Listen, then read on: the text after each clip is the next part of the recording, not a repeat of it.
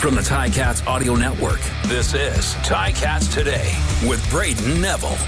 On today's episode, Jordan Williams joins the show to discuss gearing up for training camp, his Canadian roots, his remarkable draft story, and more. And the Grey Cup and Grey Cup Festival earn a prestigious award. It's Tuesday, March 26, 2024, and this is Ticats Today. Jordan Williams was the first big signing for the Ticats this offseason. It was kind of the spark that lit the fire, if you will, on this year's free agency. And he's got a super interesting story, going from not playing the year before in 2020 to becoming the 2020 number one overall pick in the CFL draft, and then the 2021 most outstanding rookie. And he joins me now. Jordan, when we last spoke, you had just signed with the Ticats. How has the rest of the offseason been going for you so far, man? It's been going good. I've been staying consistent, training with some of my future teammates and some of my past teammates down in Florida. So it's been going pretty good. And where you're spending the offseason in Florida? Absolutely, yeah. I'm staying over in Tampa area. Okay. I trained over in St. Pete's. It's beautiful up there, man. How you liking the weather in Florida right now? I know it's a lot warmer than Canada as of right now, so I'm loving it. We're hoping it heats up a little bit here so we can start getting some of these guys to come back over the border. I want to talk about some of the moves that happened after you signed with the Ticats, and that's a bunch of your ex-teammates, well, still teammates from the Argos coming over here to Hamilton. You got guys like Peters, Barlow, Hendricks. What were you thinking when you were seeing all these signings happening? It's going to be a new takeover down in Hamilton. We got a lot of guys that are high-quality guys in the CFL that are a little bit underrated. But not towards the Hamilton staff. The Hamilton staff knows their worth. They know how good they are, and they got paid like it. Whenever you see a guy like Brandon Barlow, what's your scouting report, if you will, on him? What can you say about him coming over here? Pass rush. He gets quarterback, and that's what makes the big bucks in this league. So he does a great job at that, pass rushing. And I feel like on defense, the highest paid guys are the guys that could get to the quarterback, and he does that very well. And then Dwayne Hendricks, another guy on that D-line coming over. What can you say about him? He's a fantastic, versatile player, so he goes both ways. So he does the pass rushing, and then he also does run stopping. So he's a force in the middle of that defense that you always got to account for, and he's a difference maker. And then a guy behind you now, Jamal Peters. I mean, a lot that can be said about him, a dog, a guy who has already been embracing this Ticats culture. But what can you say about him? Like you said before, he's a dog. He does everything well. I don't know if you've seen him in person yet, but he looks like a linebacker at corner. And he runs like a corner. So he's a fantastic player, and he'll do great things for the Hamilton defense. During this process, are you talking to these guys at all? Like, was there conversations before free agency, maybe even? A little bit with Dwayne Hendricks. We talked about free agency and things of that nature. This is before the Hamilton, they acquired him, but I haven't really talked to those guys yet. No, they're doing their own things in the offseason. I know we call him Wayno. Dwayne Hendricks is looking for an apartment and looking for places to stay, and we talked about that. Okay. Other than that, we haven't talked about football aspect. How's his apartment search coming? How's that going for him? I'm not too sure yet, but I know it's a lot cheaper than living an hour north. Yeah. What about yourself? Are you getting situated? Are you still kind of working on the logistics of all that kind of stuff? Yeah, I haven't got situated yet. Still working on the logistics, so we'll see. I want to get into your roots, your Canadian roots, and you being a national player, but where does your Canadian roots come from? Yes, my mother was born in Canada, in Ontario to be specific. Okay.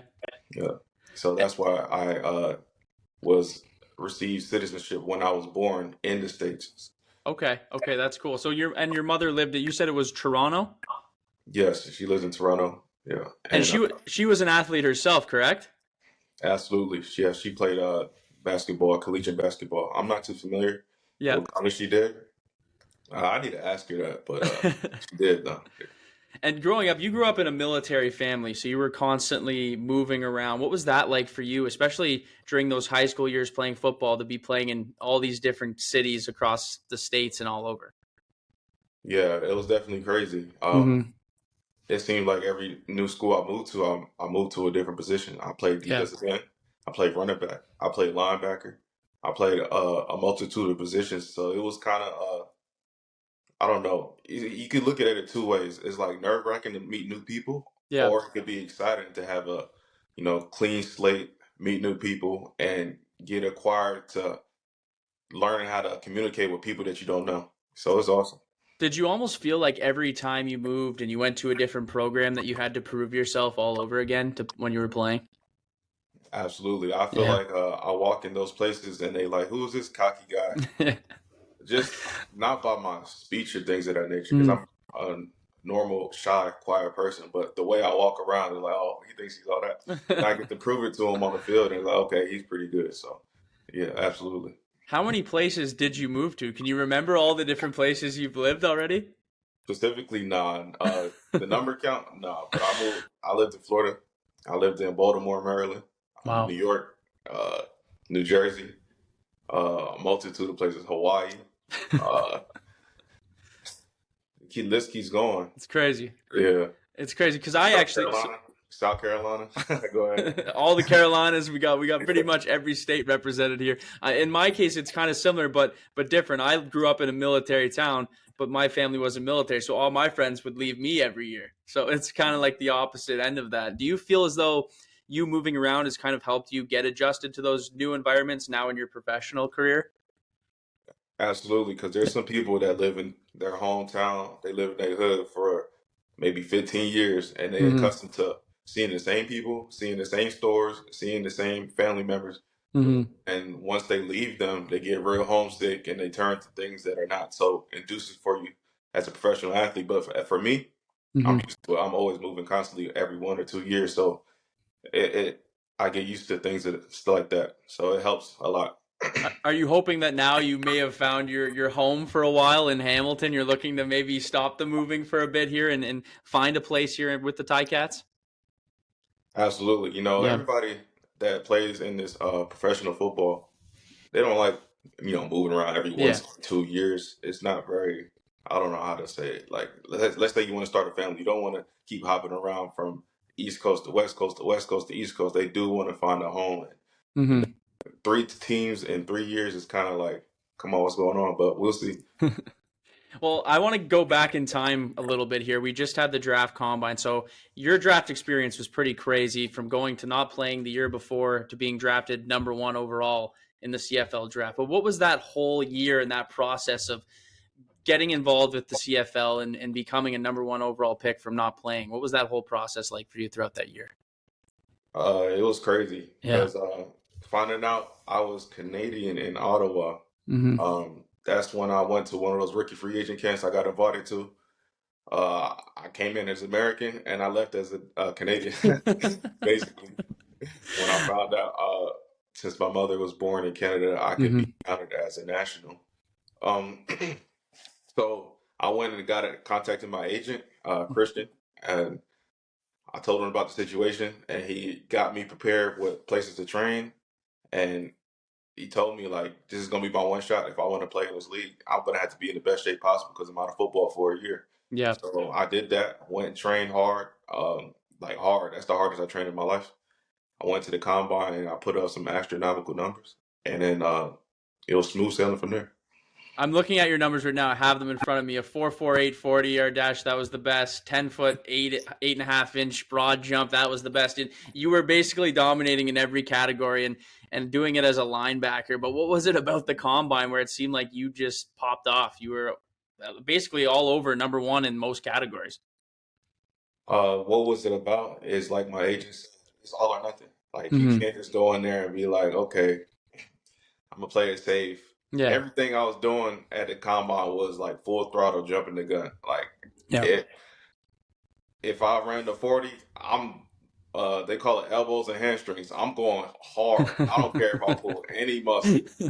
No, I'm going 1,000% on the vert. I'm going hard. I don't care if I land funny. I'm going a full 1,000% because if I scratch on the event, who cares? I'm still like when I entered that combine, I was like the 50th name on there, or maybe 40th. I was all the way down at the bottom. It was like they forgot about it. So I was like, look, I got to make my name known at this combine. So that's what I did. Was there a point in the combine where you started to hear the whispers of people mentioning your name a little bit more than they were at the beginning when you were that 50th name on the list? Absolutely. So I think after my 40-yard dash, I seen a 6'3", 200, he thought 220 now. Mm-hmm. Scruffy guy with a beard come up to me. And you probably know what this is. He was like, you look a lot faster than you did on film. And I'll tell you who this guy is now. It was Mike O'Shea. Oh, And no way. yeah. That's He kept crazy. looking at me up and down. I'm like, So yeah, that's the first encounter I had with a CFL coach. So that was And cool. and funny enough, a year later, after that COVID season in 2021, you become the rookie of the year. You have the most tackles for a rookie by a Canadian rookie, and just so happens to be Mike O'Shea's record you break that year, right? Yeah, I didn't even really put two and two together like that. That's crazy. Yeah, That's all. so the record was 75 with Mike O'Shea. You smashed it at 97, but I got to get into that year. Once you finally your draft. Actually, let's not skip past being drafted first overall. What was that like, getting drafted first overall? It was awesome because that's a testament to my hard work. And there's a lot of guys in that draft that you see that are really, really good in the CFL Yeah. that are still perennial all-stars. Even guys like Nathan Rourke, who's playing down south of the border, that were in that 2020 draft. So it was amazing. And it was very eye-opening of what you can achieve when you put your mind to doing things of that next stuff like that. Was there a point where you kind of had an idea you'd go number one overall, or was it a surprise? Uh, they spilled the beans. Justin Dunk called me and told Of me. course, Yeah. yeah. And then that's how I knew. I was like, okay. So I kind of expected it. Wouldn't be the first time Justin Dunk has known the info before some of the other players or coaches have. But I want to talk now about that season. 97 tackles, a huge year. What was it about adjusting to the Canadian game that seemed so seamless for you? The adjustment that year was just to run and hit. Yeah. Coaches said you're not going to be acclimated to the CFL game because it's a lot different than down south of the border. So all I could ask you to do as a starter in his first year in the CFL is just to run and run and run and run. And that's what RP said. That's what the head coach said. And then that's what we did. We just ran at the football as hard as I can every play. And I ended up making a lot of plays off of that. Did you feel the confidence building as the season went on? Yeah, absolutely. The confidence did start growing. And I also had like a running mate, Bola Combo, who helped me out as well. He was going crazy. Yeah. He had like a whole bunch of sacks and interceptions that year all as well. And he won most outstanding Canadian. So he helped me as well.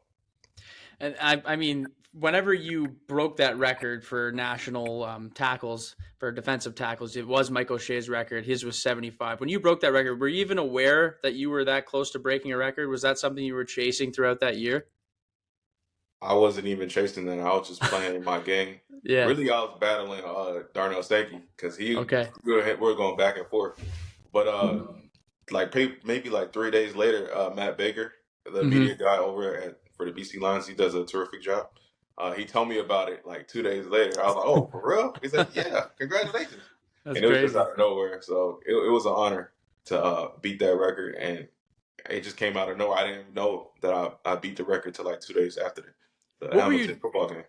That's crazy. Oh, so was it against Hamilton that the record happened? Yeah, it was a tackle against what's the Speedy Banks. Speedy Banks. That's a pretty good way to break the record. One of the best Ticats of all time. Not a big deal. But what were you doing during that 2020 COVID time? Like when you got drafted and then COVID happens, what was going on for that? Like where were you training? What was going on for you? I was training at the University of Louisville with my guy Chuck. He played at Louisville as well. So a lot of NFL players came back and helped us with our 40s, helped us with coverage, even open field tackling. And then also I had to get money, so I had work. And yeah, that's what I did during that 2020 season. Yeah, that was a crazy year for everyone, especially being a guy who just got drafted. Not to mention you hadn't played that season before the draft, so now here COVID happens. I could see that messing everything up, but clearly it didn't because you came into the league, you made an impact. I want to fast forward now to you being a Hamilton Tiger Cat. What kind of impact are you hoping to make on this defense for next season? To be a leader, not only lead vocally, but lead by example. Mm-hmm. Try to rank up as a run stopper, on the Hamilton defense. Be top 3 at least. Create turnovers, wreak havoc, and give our offense the ball back. Have you been talking to any guys on the team? Has anyone reached out to you since you've signed? Yeah, I played with a guy named Kevin Thompson. Okay. And he's a quarterback now. Yep. He's on Hamilton's roster, and we talk every other day. So, yeah. Have you played with Kevin? Like, do you train with him at all?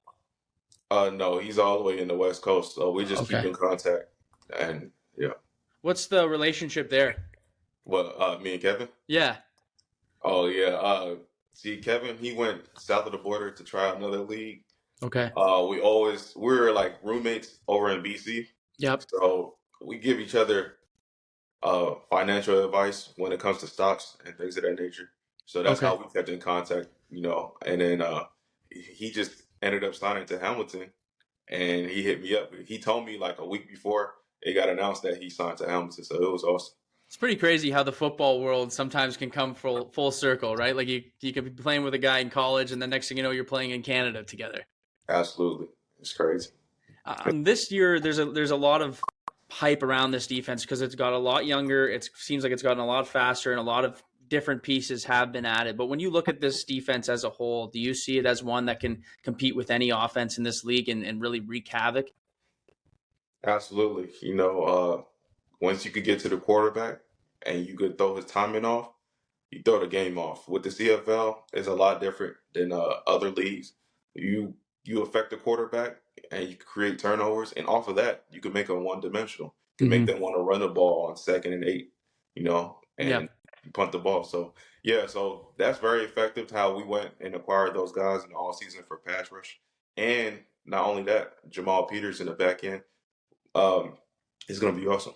He's dangerous. He's dangerous. Not to mention a couple other guys on that secondary. You got Stavros Katsantonis, Rich Leonard. I mean, there's a lot of things about this defense you can get excited about. Who excites you the most to play with? That not necessarily a guy you've played with before, but when you look at this team, who excites you that you get the chance to be on his side? Joel Figueroa. Okay. He excites me the most. He a big dude. Yep. He a big bear, and he gets a hold of you. You're gonna be on your back, pancake. And you would have played with him out in BC, correct? Absolutely. I played with Big Fig in BC. He's a great human being, but he's a nasty dude on the field. Do you have any Fig stories that you'd like to share? Any that you're allowed to share on the show? It's R-rated, so I can't really. You know what I'm saying? I want to talk to you. There's a big game on July 20th, I believe. It's against the former team. Is that one that's marked on the calendar for you? No, not really. Yeah. Ain't no animosity. Of course. You gotta look at every game like it's a regular game, because when you start doing that, you start doing stuff out of character. And then that's when you play your worst game ever. So, no. A great mindset to have. Training camp's approaching here. What are you doing training-wise to ramp up as we gear up for training camp? Yeah, I train with my guy, Osama. He's the head and strength conditioning coach of Toronto Argos. He came down to Florida, and we did some things over at OTAs in St. Pete, and it was awesome. So that's things that we're doing in all season. I'm still training in Florida and staying in shape, working on coverage, working on being fast and ready to hit something. Jordan, on your downtime, what are you doing? What do you like to do for fun when you're just kicking back? Well, I don't really do too much. I don't play video games. Yep. I don't, sit on social media all day. I'm a real simple guy, so my free time, I sleep. You sleep? Just relaxing? Yeah. I guess with so much football and training, it's kind of hard to have much time, especially now, right? Like as you're kicking up and getting ready for this next year. Absolutely. And one more question before we go, Jordan. It was a pleasure having you on the show, but what's the goal for this team next year? What do you think this team can be able to accomplish for 2024?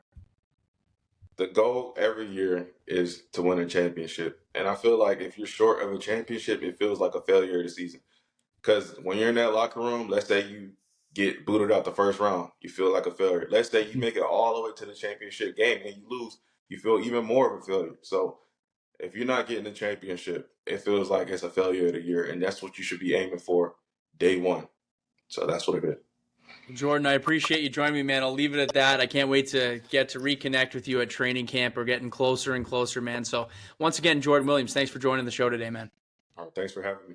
That was Jordan Williams. We have some big news before we go. The 110th Grey Cup and the 2023 Grey Cup Festival have been honored with Sport Tourism Canada's prestigious award for Canadian Event of the Year with a budget greater than $1 million. A big feat. STC's prestigious awards annually recognize exceptional sport tourism initiatives, multi-sport games and events, and shine a spotlight on the people and places behind those initiatives. So multi-sport games and events that make the Canadian sport tourism industry so dynamic and diverse are awarded, and this is a big one. So big congratulations to all those that were involved in making the Grey Cup and Grey Cup Festival such a massive success. That's all the time for me today. I want to thank you for listening to Ticats Today.